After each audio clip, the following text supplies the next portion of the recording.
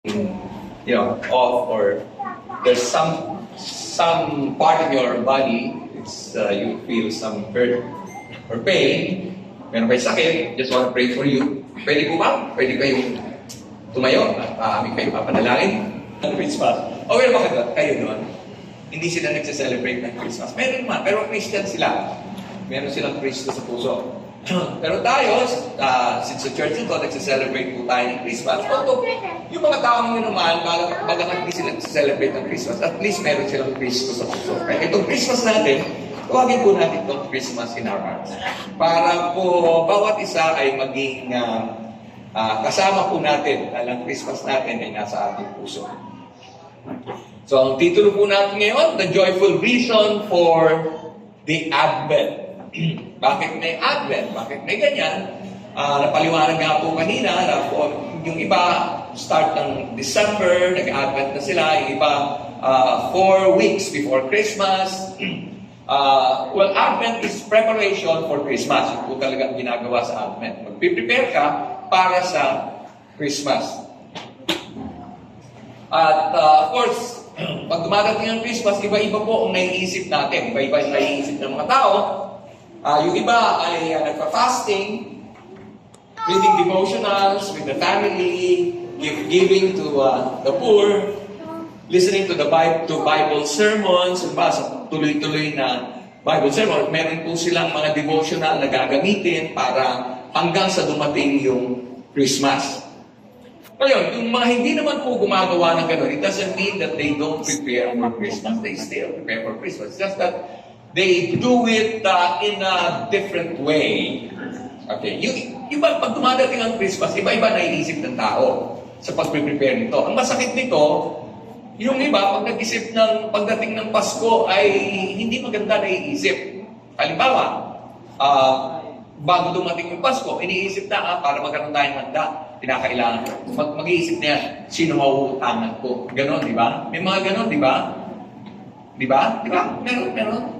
Wala? Di, meron ganon. Kasi kinakailangan mag-celebrate, wala masyadong pera, mangungutang. Ang problema naman kasi, kapag nag-isip tayo ng utang, pagdating na sandali, kakailangan natin magbayad kasi dapat magbayad. Hindi natin alam kung saan tayo kukuha ng ibabayad natin kasi dahil makita natin, gastos pala ang Pasko, nakikita natin gastos ang Pasko, nangutang tayo, para tayong lutang ngayon, hindi natin gagawin natin. So, maging aware din tayo, pag tayo nangutang, pwedeng dumating sandali, lutang tayo. But praise God, na ang Diyos ay hindi naman kinakailangan na, para ma-celebrate natin ang Christmas, hindi naman natin kinakailangan na yung mga sobrang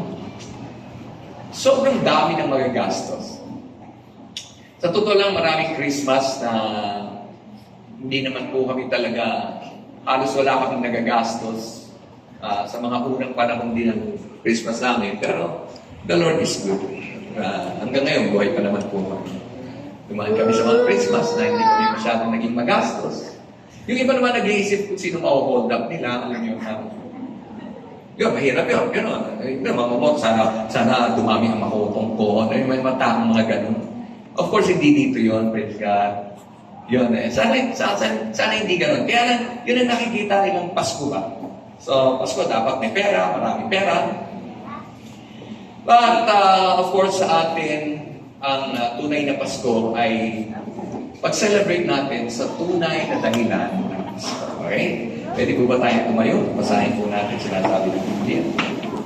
Okay.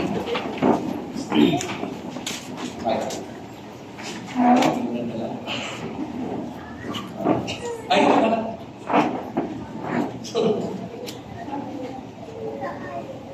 Well,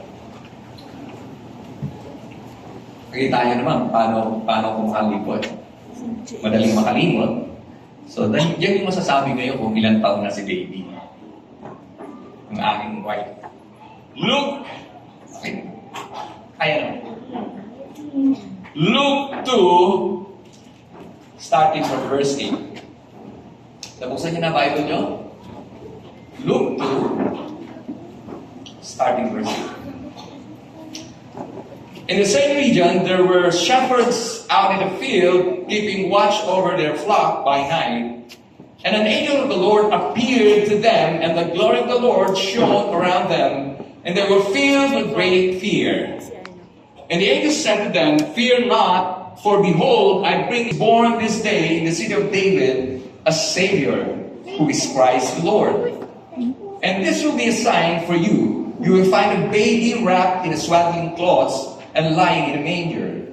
And suddenly there was with an angel a multitude of the heavenly hosts praising God and saying, "Glory to God in the highest, and on earth peace among those with whom He is well pleased." When the angels went away from them into heaven, the shepherds said to one another, "Let us go over to Bethlehem and see this thing that has happened, which the Lord has made known to us." And they went with haste and found Mary and Joseph and the baby lying in a manger. And when they saw it, they made known the saying that had been told them concerning this child. And all who heard it wondered at what the shepherds told them. But Mary treasured up all these things, pondering them in her heart. And the shepherds returned, glorifying and praising God for all they had heard and seen, as it had been told them. Father, thank you for your word. Lord, we cannot learn anything apart from you, but Lord, we acknowledge that, Lord, you're a good God, and Lord, we cannot learn anything if you won't teach us, Lord. Holy Spirit, thank you for teaching us. In Jesus' name, amen. Amen. Okay, bago po kayo po, pwede po bang pakisabi sa katabi? Nandito mga shepherd, mga pastol. Meron silang pinapapastolan, marami. At dito, magkakasama sila, biglang dumating ang anghel. Hindi ko alam kung itsura ng anghel. At idea ninyo kung sinabi natin. Dumating ang anghel. Meron kasi idea nila sa anghel. Pag meron dumating ang anghel, yung ulo lang na merong pakpak. Di ba may mga ganon? Hindi ganon ang anghel dumating, hindi anghel yun. Pag nakakita kayo ng ganon, huwag niyo tatawagin anghel yun. So siguro, eto yung anghel, talagang 7-footer. Tapos, matigulo, parang thorax. Sabi ng Bible, they were afraid. Natakot sila. Pagtapos nun, sinabihan sila ng mga anghel. Sinabihan sila ng anghel. At yun sabi sa kanila ng anghel,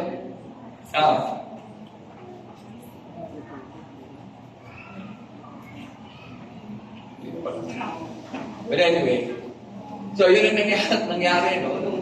Ito yung nangyari. Nagsabihan na sila ng anghel, they knew that they had to go to Jesus, the Messiah. So they realized, pinanganak na pala yung Messiah ngayon. Puntahan natin. So they knew it so well. Kailangan lang gawin yun. Luke 2:18 sabi, and they went with haste. When God says, do it, remember Nike. Just do it. Ay sinabi sila sinabi ko, tingnan nyo. Kayo ba naniniwala kapag pumunta kayo dito sa church, potential church, mamimit nyo si Jesus? Naniniwala ka doon? Pag nag-worship kayo, mamimit nyo ang Panginoon. Mamimit nyo sa pamamagitan sa salita ng Panginoon. Tama? At gusto ng Lord pumunta kayo dito. Tama rin. Diba? So pag alam na talaga ninyo, pinapupunta kayo ng Panginoon dito, pumunta kayo, just do it. Kapag may nag-invite sa inyo dito, merong na-invite dito or what, huwag na kayo magsabing, sige, pupunta ng church, pero pagkatapos nood tayong singing, kahit walang nood ng singing, o Jollibee tayo, KFC tayo, kahit walang ganun. Basta pumunta tayo, just do it. Mamimit naman natin si Jesus. Now, listen to this. If you're expecting to meet Jesus, if you're so expectant that you will really meet the Lord, you will feel, you will experience the presence of the Lord. And tell you this, surely you will, if you truly believe. So, train yourself to believe, and you will meet Jesus. Kasi maraming mga tao nagdadahilan. Minsan hindi dahilan. Minsan pag may nangyari, hindi na pumunta sa church. Alam niyo ba yun? pupunta ng church, pero pag may mga bagay na nangyari, hindi naman. Naranasan niyo na ba yung nag-away kayong pag-asawa? Naranasan niyo yun? Sunday na Sunday. Naranasan niyo yun? Tapos, sabi ng isa, wala na church. Okay? Yung mga nakaranas ng gano'n, kumindak na lang kayo.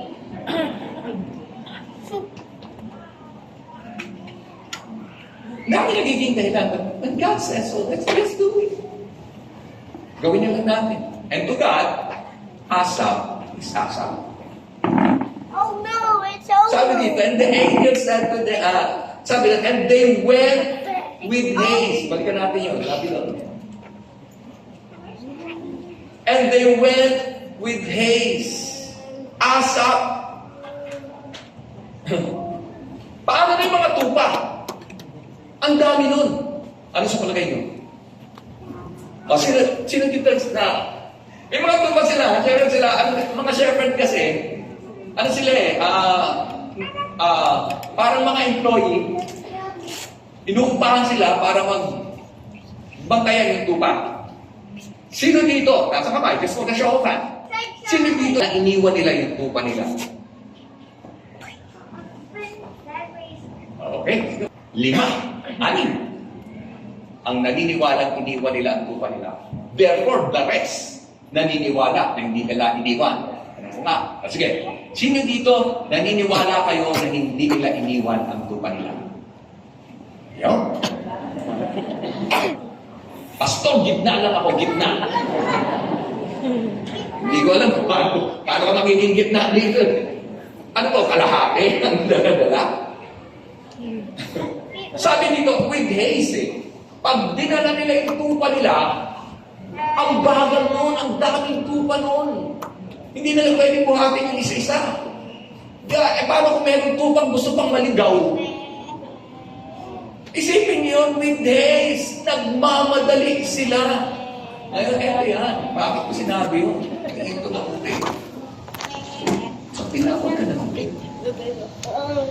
Huwag ka na mag-alala. Tinawag ka eh. Paano na yung buhay namin? Ay, bahala ka sa buhay mo kung ayaw mong sumunod sa Panginoon. Gawin mo na. With haste. Pag sinabi ng Lord, asap! Asap! Nakakaintindihan ba tayo? Asap. Paano yung trabaho ko? Asap, sabi ng Panginoon. Pero huwag mong sasabihin, sinabi kasi ni Pastor Ernie, hindi. Ang Lord ang dapat ninyong marinig. At dumating sandali, pag nagutom kayo sa buhay nyo, okay, si Pastor Ernie kasi. Alam niyo yun, tinawag ko ng Panginoon, praise God, sunod ko. Pero pagsunod ko, hindi naman talaga madali. Hindi madali yung pagsunod namin. Magkano yung una kong sweldo? Ang unang sweldo ko, 20 pesos a week. Pero, magaling mag-budget yung misis ko. Binibigay ko sa kanya lahat ng 20 pesos. Para siyang mag-budget. Buhay naman kami. Diba? Hindi ko alam kung paano ginawa niya. But the point is, it is my point. Bubuhayin ka ng Diyos. Pag tinawag ka ng Diyos. Hindi ko alam kung sino tinanggal sila. Itong mga shepherd na to, kasi biro mo, iniwan nila yung mga tupa. Pero kahit kailan hindi ka pababayaan ng Diyos, kapag ikaw sumunod sa Panginoon, kahit kailan hindi siya magpapabaya, sapagkat siya ay Diyos na tapat. Amen. Praise God. Again, pag inutos ng Panginoon, tatandaan po natin ito. Kasi minsan, di ba meron sinasabi ng Panginoon, parang feeling natin parang hindi ko muna susundin. Meron ba kayong naranasan na gano'n? Alam mo, pinasusunod ka ng Panginoon, pero pinagagawa sa'yo ng Panginoon to, pero ayaw mo muna sumunod, parang sakana. Pero naranasan niyo yun? Yung ayaw ng Panginoon na hindi ka dapat matulog dito, pero hindi, sakana lang, sa susunod na lang ako hindi matutulog, ngayon matutulog muna ako. Yung bang gano'n? Di ba? Huwag kayong magalala kahit po makatulog. Kasi may